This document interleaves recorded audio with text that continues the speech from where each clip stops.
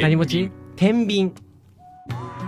右に持ちをしたまま両腕を左右にこの腕フルで伸ばさせられるのさ、めっちゃハードではあるよ。親指を上にするのだ左右に。と神様は右手左手。あああ、いいです。親指上ね。基本上なんだ。体の傾きは心の乱れ。こういう感じか？天秤を極めるために必要なくしゃみ。バランスの食事と十分な睡眠。あー、なんか天秤だから重さのバランス測る感じのやつなのかな。天秤天秤 OK です。